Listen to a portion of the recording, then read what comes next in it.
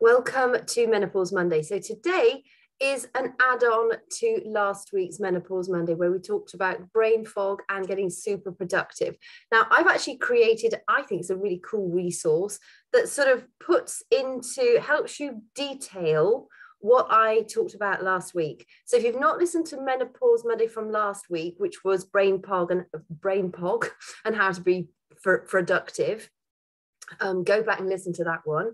I will link to that particular episode in the comments beneath this. However, if you want to really put it into practice, I thought what I would do is create a resource that you can download, that you can use as a guide. And it also is going to help you get ninja productive, but also overcome the things that might be holding you back.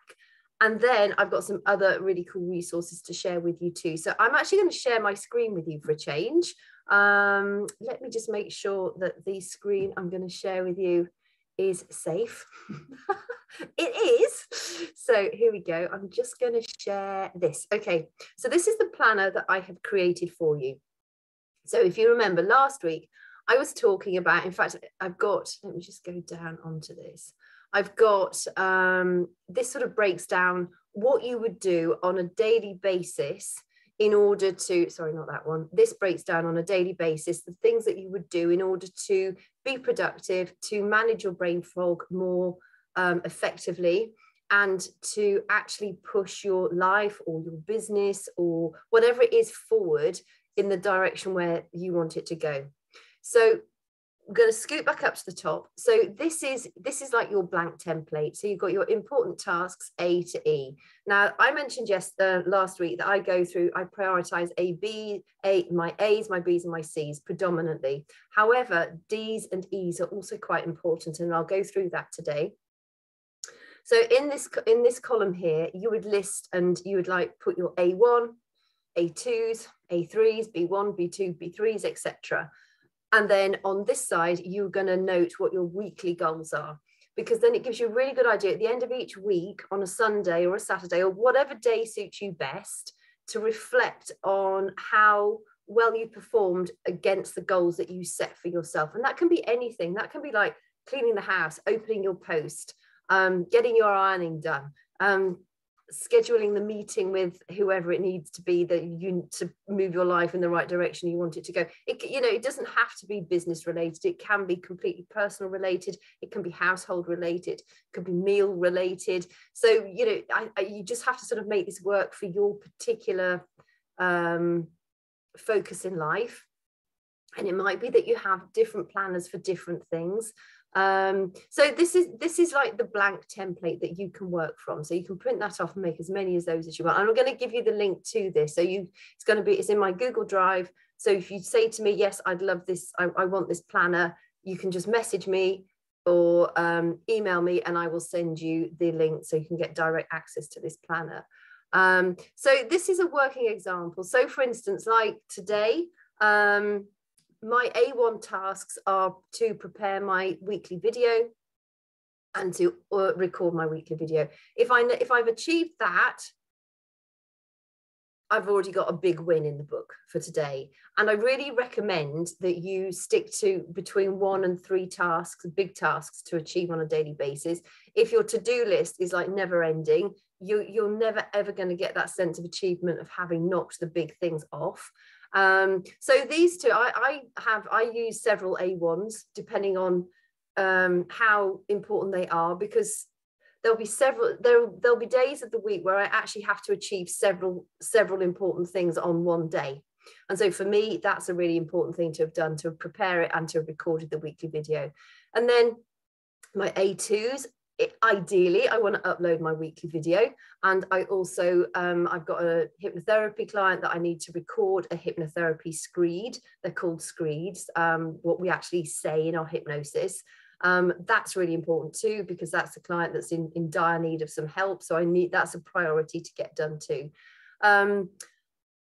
It sounds selfish, but you have to prioritize the things that are going to move your life forward first before you prioritize things that are going to move other people's lives forwards. So that is why this record the hypno screed is an A2 and not an A1. It's very important, But if for whatever reason, if suddenly the dog needed to be rushed to the vets, I could do that tomorrow. And my B1s are write my post, my weekly video, and B2 is prepare the freebie for my newsletter that I send out every week. And I sort of break this down with more detail here so that you can actually see how I allocate my A's through to my E's, and how you could too. The D's and well, the C's are like tasks that don't contribute to achievement of your goals that much. Those are the ones that I really have to control myself not to get stuck in, because I love creating and designing things, like doing that, like creating this thing for you guys. Most people would not create this sort of thing, but it's something that I love to do. However, Christmas is coming up, and I think also, it's really important that I can explain, like I did last week in the video, as how I manage my daily and monthly, weekly, monthly and yearly goal sort of strategy. But to actually have a schedule that you can use and rely on, I think is like, it just helps to solidify that. And I know what it's like to have brain fog through the menopause, and sometimes it's just easy to have it written down so that you can use this as a sort of theoretical and practical worksheet. So for instance, your D tasks are those that you can delegate to other people. So sometimes there are other people that can do that task for better value. They can get it done, whatever your hourly rate is. If you can work out what your hourly rate is per day, does it make more sense for you to spend £30 on a cleaner a week, so that frees up 3 or 4 hours of your time to do something productive that's going to push your business forward? It doesn't have to be a cleaner. It could be food delivery. It could be your grocery delivery. It could be, using one of those meal delivery services. So you delegate things that you can give to other people that are going to free up time for you, so that you can save time, save energy, and hopefully save money too. And then the E items, these are the things that you can eliminate. We have all got tasks on our to-do lists that we can get rid of. So get rid of them, bite the bullet and just strip them back, because they're just one of those things that sort of sap away at your energy reserves. So you get those are all the E things. I don't really have many elimination tasks. I've got quite good at cutting out things that don't serve my purpose or my greater purpose, as far as my business goes, as far as my family goes, etc., etc. And then these are just like some typical weekly goals that I have right at the moment. These are quite current. And so if when I get to Sunday, I've achieved all of these, next Sunday, next week, I'll be thinking, yep, great, I've had a successful week. And there'll be a few things like, plan the next trip to Scotland. That's not urgent. That's not likely to happen anytime soon with, the new COVID restriction coming into play. So, but, it'd be nice to have a vague plan in mind. So there are things there that aren't absolutely crucial, but I even do things like, for me, daily movement is a non-negotiable when I'm not ill. And so, that I do put that on there because it's something that I know I can tick off successfully. And it's just something that makes you feel incredibly accomplished to having done. So these are things, and Christmas, write my Christmas cards and get those posted. I've been putting it off, but they need to go out. They need to be delivered before Christmas. So although they're not necessarily going to move my life forward in any major way, I wanted to send out Christmas cards, so I had to allocate some specific time on one earlier this week to get them written, so that's it, they're done. And so this just breaks down how to use the ABCDE task management system more clearly. And then this is the daily planner. This is pretty much what I was going over about last week. So make sure before you go to bed, you do a brain dump. So it's out of your head. It's not taking your energy away, so that actually when you go to sleep or go to bed, your mind isn't racing. I know with menopause, we have a tendency to be more anxious. It's really hard sometimes to thread your thoughts together and to actually bring them to some cohesive conclusion. It's just like, what was I even thinking? I don't even know what my original thought was. And that happens to so many of us. And if it's happening to you, please know it's completely normal.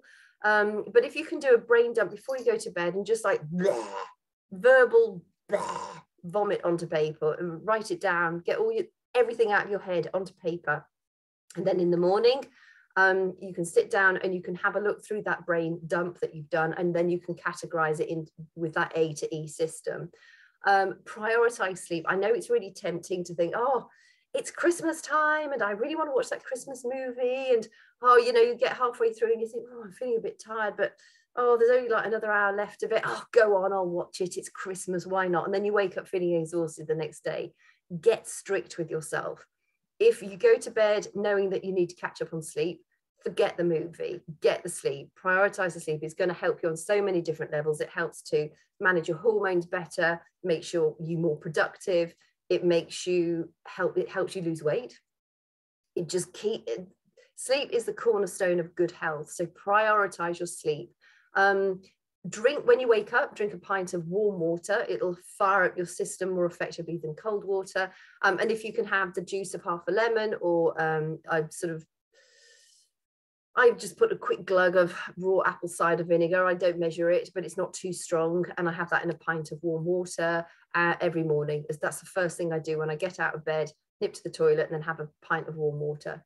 And then I also think it's really effective to write positive affirmations. Now, in here, you can see if you click that link, that will take you to a free guide that I created. In fact, I've got that guide here. This is one I created a little while ago. It says Flourish Therapy. That's my therapy business. And it's all about how our thoughts impact our actions and our behavior and our emotions. So I made a little ebook. It also has it sort of breaks down why affirming is so important, how to do affirming successfully.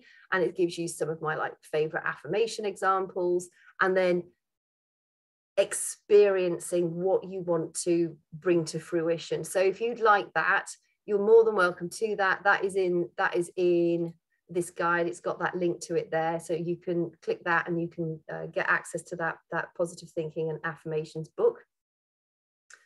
Move your body. Again, it's going to help you combat brain fog. It's going to help you manage anxiety more effectively, which is going to help you clear your head. And it will also help you sleep better, which will help you clear your head. Feed your body with healthy nutrition and drink lots of water throughout the course of the day. Use food as fuel, not as treats.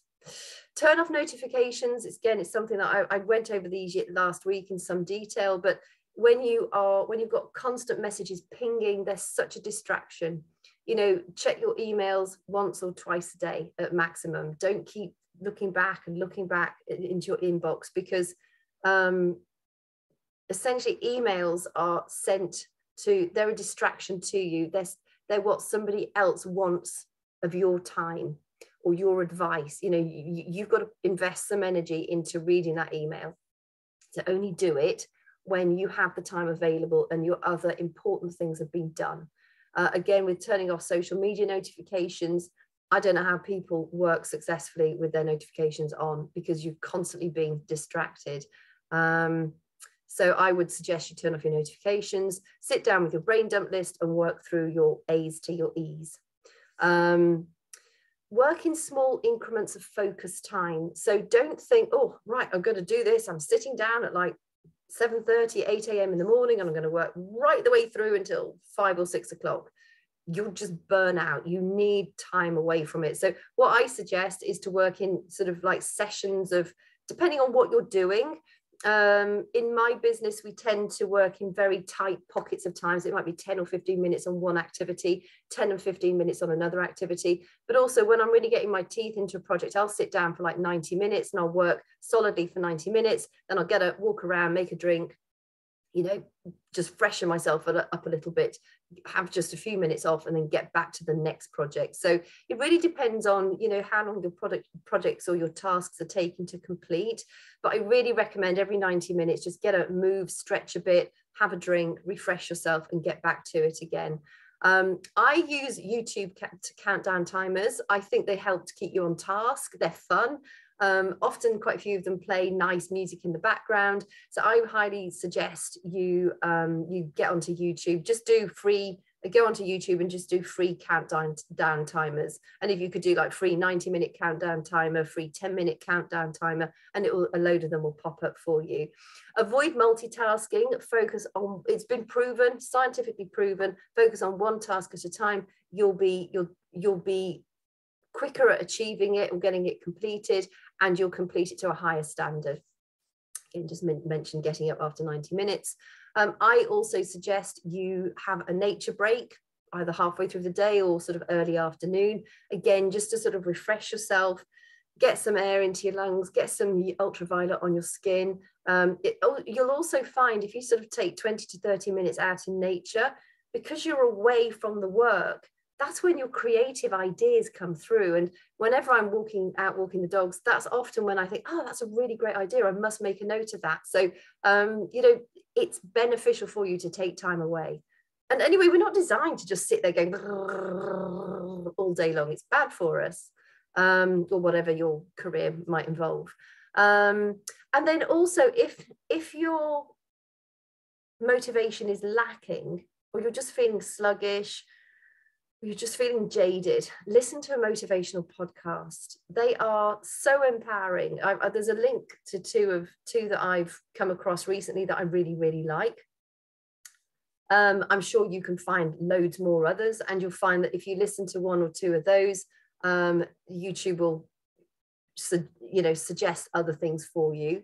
So, and they're not long. They're like 5 minutes, 6-minute podcasts. They're just motivational things to help you get your sort of creative and your productive juices flowing. I think they're really, really important. And then a lot of the time we don't do the things that we know we need to do because we're afraid of doing them. And you might say, well, I'm not afraid of anything. But actually, most of us have a deep-seated fear of the things that we avoid doing for some particular reason. So this is like a bit more sort of therapeutic, but I think it's going to really, really help you.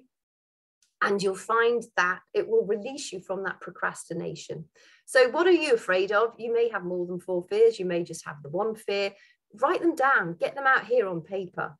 And then write for each fear that you wrote on this page, what's the worst that could happen if that fear came true? So really get to grips with it. What is the absolute worst that could happen if it came true? And how can you then minimize the likelihood of it happening? So there are things that you can do. So like public speaking, most people, I think public speaking is most people have a fear of public speaking. Sorry, it's the phobia that most people have is a fear of public speaking.